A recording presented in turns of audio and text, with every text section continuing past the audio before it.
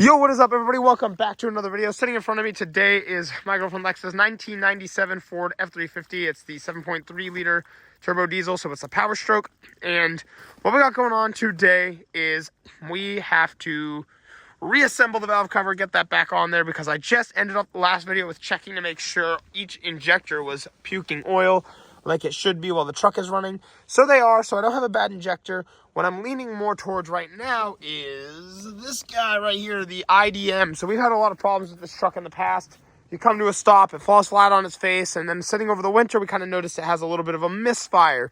I will play that clip. 1500 and shakes. Shakes pretty hard too. Skipping, and I had gone through some forums, and I really hate throwing parts at this thing. Everything passed the buzz test, so, you know, obviously when we've seen that, we've watched the injectors puke the oil like they should. I actually came across another video where a guy starts his truck, and the truck sounds atrocious. Just real lumpy, rot, die. And we've had that exact problem, and the guy changes IDM. So I know it's not a great form of diagnostics, but the only way to test the IDM that I've learned so far is that you got to send it out, pay like the $50, and at that point, I'd just rather go buy one. There's a junkyard truck in a local junkyard near us, hoping maybe it's something I could get for like $100. We'll see. The junkyard opens tomorrow, so I'm going to take you guys there with me. But we have disconnected the positive on the batteries, and we're going to stuff up this with a rag so nothing gets in there. Also, I have to share, what did they do to the mail truck? Anyway, we're going to get in here, and I'm actually going to find the ratchet I was using. We got a 5/16 socket on there. I just don't want to have the airbox on. Makes this a little easier. It's only for a day, so I'm not really worried about it. But everything is buttoned back up. I actually have the tie downs back in place. I just disconnected the positive leads, and we are going to pull off. There's a bolt right down here, trying to watch with the camera, that I already broke free, I thought. Yeah, I was gonna say, it hasn't been out in so long. So we're gonna pull, I think there's just 2 bolts. There's one there and one right below it. And once those come out, we will back off the bolt that goes into the computer. And hopefully our adventure at the junkyard goes well, and hopefully we can get an all right price. All we had is a little 10mm bolt on top that screws right in, but we've gotten our IDM out. Hopefully replacing this will fix our drivability issues. Figure it's worth a try. It's something I've been reading about in the past that we had similar symptoms of with the truck, and I just kind of overlooked because it's such an expensive part. But we're sitting here now, and it seems like the next move. So see you guys all in the morning at the junkyard. Well, we've made it out here, boys, and somebody had the same idea. That is way too sad. Well, that does it for us. I don't believe there's any other power strokes over here. That is sad. Man, I was really excited. I'll do a little looking around, but I'm not too sure now. Hey, look at this. We are back out here, and it has snowed. It is, I don't even know what day it is. I think it's the 20th of January. But kicking off 2026 right. We are going to be messing with the truck a little bit more today. It is just frozen solid right now. I just plugged the truck in a few minutes ago as well. I'm kind of just prepping my tools, making sure I can even get to the truck today. But yeah, it's our fun. Gonna get this hood opened up. I've been clearing it off. It's gone through like 3 snowstorms since I was able to find this part. But last time you guys saw me, I was showing you my fail over at the junkyard, and how we had no luck getting an IDM. What I've learned over the last couple days, I'll give you a quick little bit of insight since we are waiting for the part to come in, is IDMs are not cheap for these, and they are very common to go out. I found a dude out in Tennessee from a forum, super cool guy, Damon Black. He was willing to send me one of the ones he had just kind of laying around off his truck. Now, it's no fault to him if it doesn't work. It's just, these are old parts and kind of to be expected, but I got mine off him for like $135 shipped, and he said he doesn't really sell parts, just kind of sitting around. And, you know, I'm really thankful he was willing to send that out, because even online, they're still like $250 before shipping, this and that. off an old truck that you don't even know if it came off a running truck. At least this one, the truck was running, and when he replaced the IDM, it didn't fix his current issue. So figure we'll try it on this. Now, it is an old used part, so it might not last forever. There's all sorts of different things, but we just want to get this on the road. There are upgrades. So apparently, now don't hold me to it, you can use like a 99 to 03, I believe it is, Power Stroke IDM as well. They didn't have any of those in the junkyard when I was there the other day. They got a little bit higher voltage.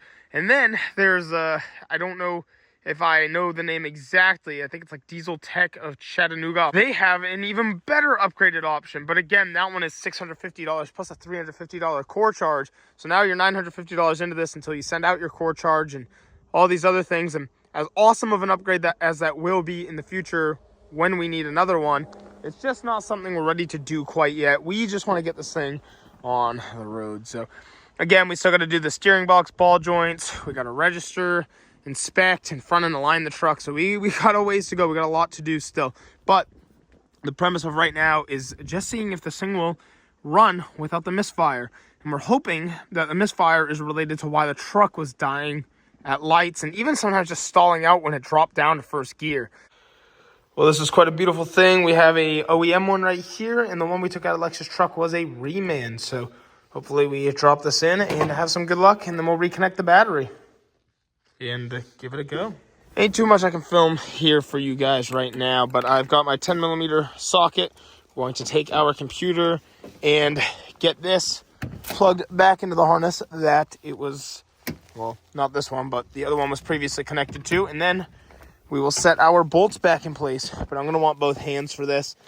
I just got to take this harness, and there is no room for this to kind of bend around. So got to plug it in and tighten up this 10mm. All right, so that is all tightened up. It just ensures that the pins go in straight.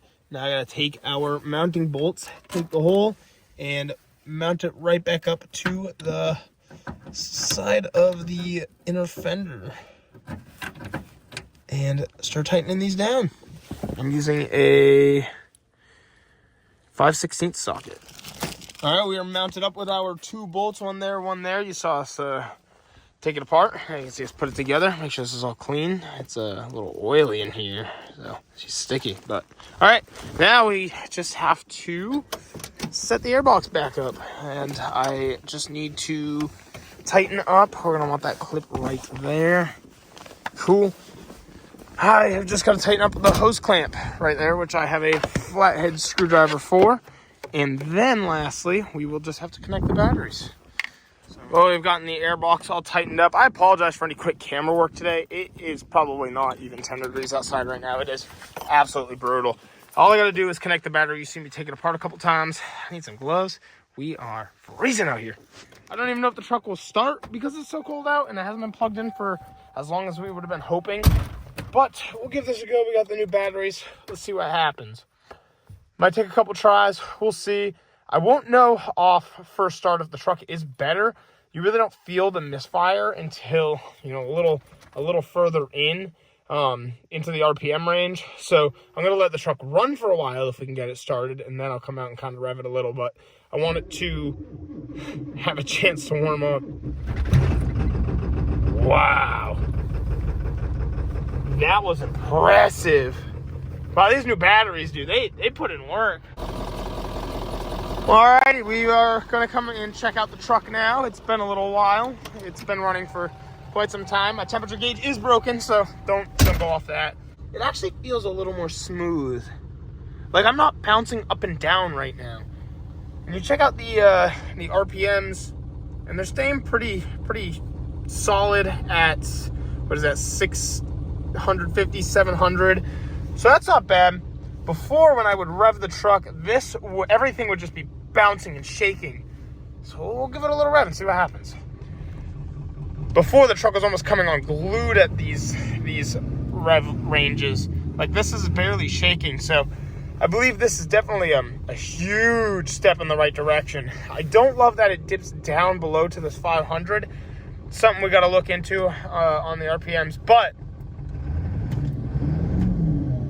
I think it's definitely helped our problem massively. Now, this is an old IDM as well, so maybe we do have to bite the bullet and get the really nice one later on. If this has made a big difference for us, then maybe a nice new one will make all of the difference for us.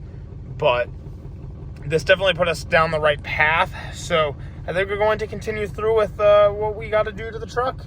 But as you'll see, this thing was shaking like crazy. And now it's like the truck is perfectly level. I could balance a glass of wine on this thing and it would just stay smooth. As before, it would have been flying out. Such a difference already. Again, a big thank you to Damon Black in the Ford community for sending that over. Definitely makes all the difference having something in here that kind of just is working. All right, everybody, I think I'm going to be calling that a video today. I wasn't too sure if I wanted to continue or call the video here, but I got a multiple part series coming up on this anyway. So in the next video, we are actually going to be looking into a boost leak that I think is causing the truck to drop down below the 500 RPM mark when it's coming down from higher RPMs.